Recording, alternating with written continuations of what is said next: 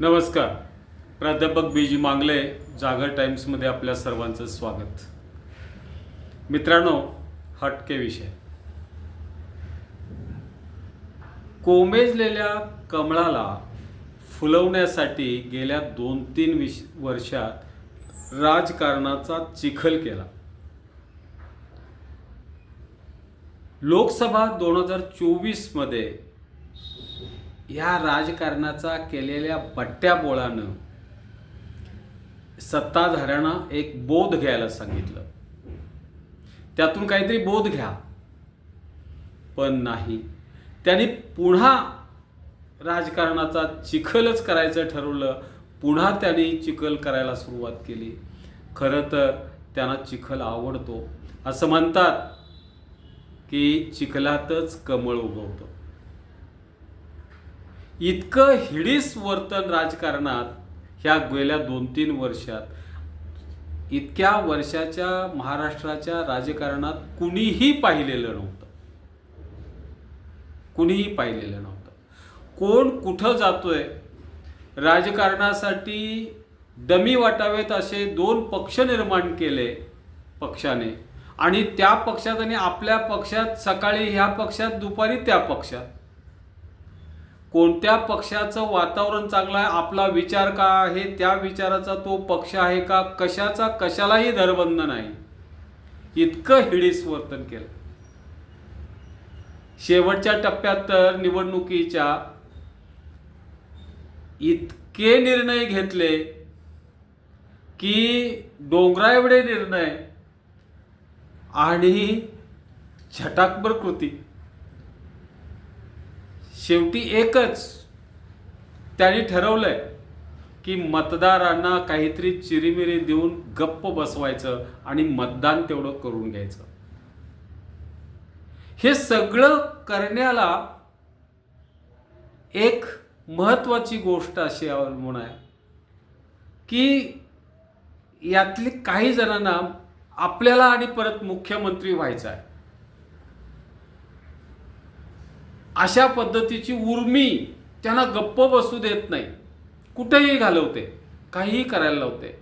बघा, देवेंद्र फडणवीस साहेबांनी भाजपच्या शिवसेना फोडली आणि त्यातून एकनाथ शिंदे साहेबांना काढलं, त्यांच्याबरोबर आमदार घेतले आणि नव्यानं शिवसेना निर्माण केली. त्यांना चिन्हासहित सगळी शिवसेना देऊन टाकली. असं घडेल? घडलंय. त्यामुळे ते मान्य करायचं. बरं, आता कसं झालंय? कानामागून आले, तिखट झाले, अशी परिस्थिती झाली ना. देवेंद्र फडणवीस साहेबांना आपल्या हातात या फडणवीस साहेबांचा आणि राष्ट्रवादीचा जो रिमोट पाहिजे होता तो सुटला. मग अशा वेळेला काय करायचं? कारण यांना तर मी पुन्हा येईन हे सर्व महाराष्ट्रानं ऐकलेलं आहे. आता या 2-1 वर्षामध्ये एकनाथ शिंदे साहेबांनी केलेलं काम आणि त्यांना लागलेली मुख्यमंत्री पदाची चटक म्हणू आपण, त्यांना स्वस्थ बसू देईना. त्यांनाही आता पुन्हा मुख्यमंत्री व्हायचं आहे, हे लपून राहिलेलं नाही. मग ते काय करतायत? आपल्या पदरात जास्तीत जास्त उमेदवार घ्यायचे आणि त्यांना टॅक्ट आता सापडली कशा पद्धतीनं उमेदवार निवडून आणायचे. ते मतदारांना काय पाहिजे, काय द्यायचं आणि कसं त्यांचं मत घ्यायचं हे टॅक्ट त्यांना सापडले. दुर्दैव आहे. आणि म्हणून त्यांनी जास्तीत जास्त, म्हणजे त्यांच्याबरोबर आलेले काय असतील ते असतील, पण शिवसेनेनं 2019 मधले लढलेल्या चांगल्या जागा ज्या होत्या किंवा ज्या सगळ्या जागा होत्या आणि त्याच्यावरती त्यांना बऱ्यापैकी मतदान होतं, अशा सगळ्याच जागा मागितल्यात. राष्ट्रवादीच्या अजितदादांचंही तसंच आहे. आणि मग आता कसं झालं? देवेंद्र फडणवीस साहेब भारतीय जनता पार्टीतून मुख्यमंत्री पदासाठी इच्छुक आहेत, पण त्यांना एक स्पर्धक झाला. त्यांच्याच पक्षातला म्हणायला हवा, कारण या शिवसेनेचं अस्तित्व भारतीय जनता पार्टीच्याच इच्छेवरती अवलंबून आहे. गंमत बघा, एक तुम्हाला सांगतो. एल निनो तुम्हाला माहिती आहे, म्हणजे ज्या समुद्रातल्या आंतरप्रवाहानुसार पाऊसमान ठरतं, इतका प्रचंड मोठा परिणाम होतो. म्हणजे आंतरप्रवाह जे आहेत ना, हे फार महत्वाचे असतात. फडणवीस साहेबांना आपण कोणत्या बाजूनं शह देऊ शकतो आणि आपण शांत राहून हे एकनाथ शिंदे साहेबांनी ओळखलंय.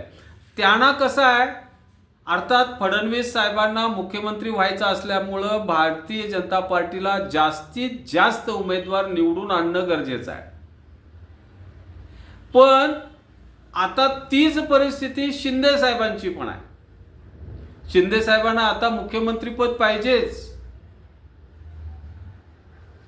आपण मांडली का होती ते आता विसरलेत. ते एका पक्षाचे अध्यक्ष आहेत आता, हे लक्षात घ्या. आणि मग आता खरा ड्रामा सुरू झाला. फडणवीस साहेबांनी शिंदे साहेबांना कमीत कमी जागा कशा देता येईल याचं बरोबर गणित आखलं. आणि त्यांना त्यांच्या मर्यादेत ठेवण्याचा प्रयत्न सुरू झाला. दुसरा एक घटक बघा, फडणवीस साहेबांचं दुसरे कट्टर शत्रू जे आहेत ते उद्धव ठाकरे साहेब आहेत शिवसेनेचे, की ज्यांना संपवण्यासाठी त्यांनी शिवसेना फोडली होती. म्हणजे उद्धव ठाकरे साहेबांना, की जे महाविकास आघाडीमध्ये आहेत, त्यांना कमीत कमी सीट्स भरे शरद पवार आणि काँग्रेसला मिळाले तरी चालतील, पण उद्धव ठाकरे साहेबांच्या सीटा जास्त निवडून येता कामा नये. टार्गेट आहे फडणवीस साहेबांचं. पटतंय ना? जशा पद्धतीनं एकनाथ शिंदे, तशाच पद्धतीनं उद्धव ठाकरे. अर्थात एकनाथ शिंदे हे त्यांचेच आहेत, पण त्यांना वाढवू द्यायचं नाही. उद्धव ठाकरे साहेबांना कोणत्याही परिस्थितीत त्यांना किंग मेकर करायचं नाही. त्यांच्या जास्त सीटा येता कामा नयेत, कारण ते आजही फडणवीस साहेबांच्यावरती घणाघाती टीका करतात. फडणवीस साहेबांना तिसरा एक घटक आहे जे त्यांना सतत ते पाण्यात बघतात, तो म्हणजे मराठा घटक. मराठा आरक्षणासाठी उठून उभा राहिलेले आपले मनोज दादा जरांगे पाटील. इतकी बेइज्जत त्या दादांनी फडणवीस साहेबांची केलेली आहे, वारेमाप असं म्हणता येईल. पण त्यांना त्याच्या चेहऱ्यावरती काहीही दिसून येत नाही. काय म्हणायचं ते म्हणा त्यांना. आता गंमत बघा, तुम्हाला सांगतो, जी परिस्थिती उद्धव ठाकरे म्हणजे देवेंद्र फडणवीस आणि उद्धव ठाकरेंच्या मधनं हे जात नाही. आता उद्धव ठाकरेंच्या हिट लिस्टवरती कोण आहेत तर देवेंद्र फडणवीस एक नंबर. दुसरे आहेत ते एकनाथ शिंदे. म्हणजे महाविकास आघाडीच्या हिट लिस्टवरती दोन माणसं, एक भारतीय जनता पार्टीचे फडणवीस साहेब आणि शिवसेना, ते घटनात्मक नाही म्हणतात पण शिवसेनेचे अध्यक्ष एकनाथ शिंदे साहेब. म्हणजे ही खरी लढाई जी आहे ही देवेंद्र फडणवीस, उद्धव ठाकरे, एकनाथ शिंदे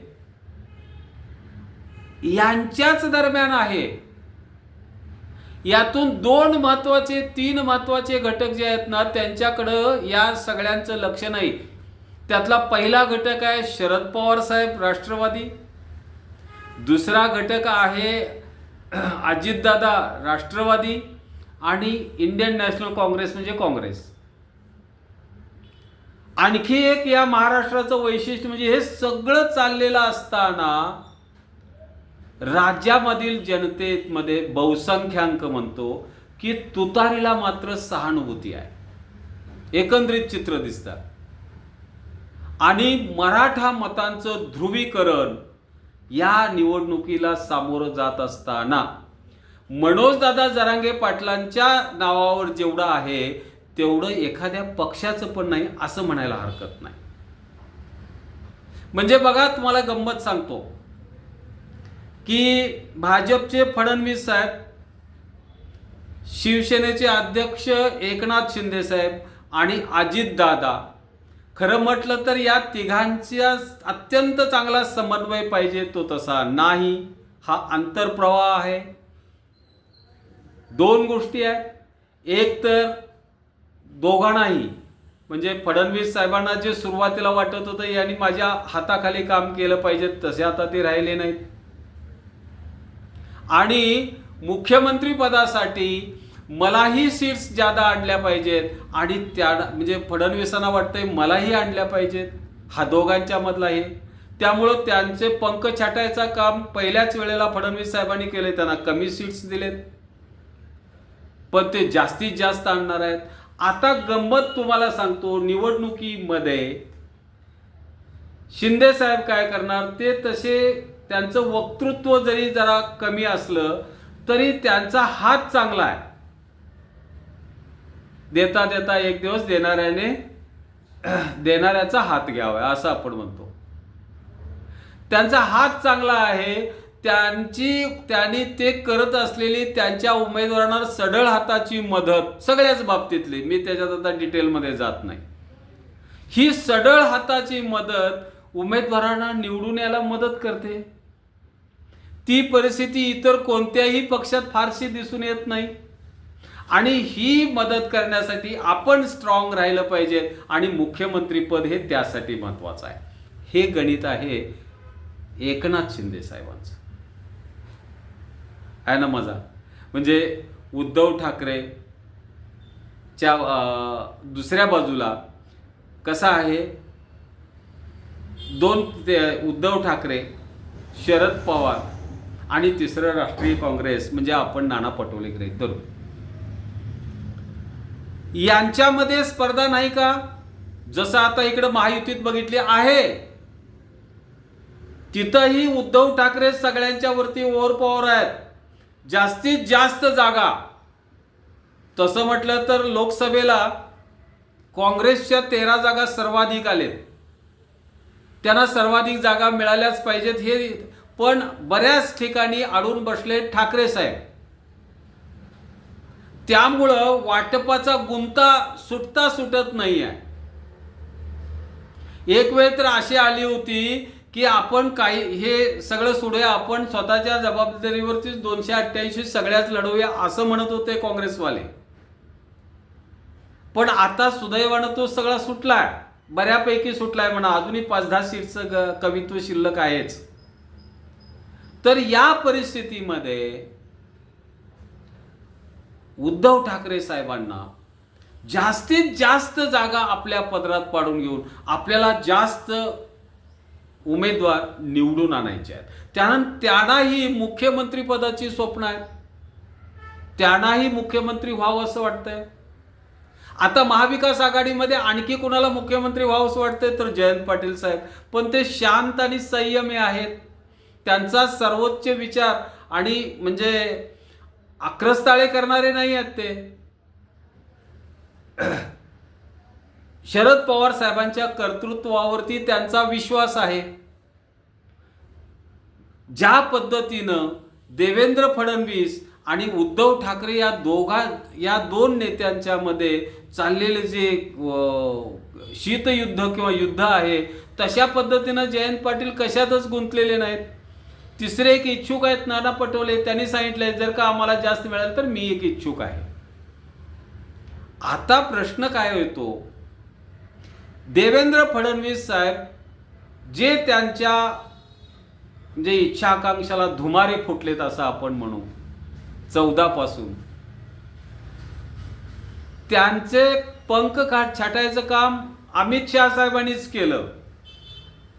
ज्यावेळेला हे दोन पक्ष फोडले त्यावेळेला खरं तर फडणवीस साहेबांनाच मुख्यमंत्री करणं गरजेचं होतं. पण तिथं डाव खेळला, चाल अशी खेळली गेली की बाहेरनं आलेल्या 40 आमदारांच्या प्रमुखाला म्हणजे एकनाथ शिंदे साहेबांना मुख्यमंत्री केलं. आहे का नाही गंमत?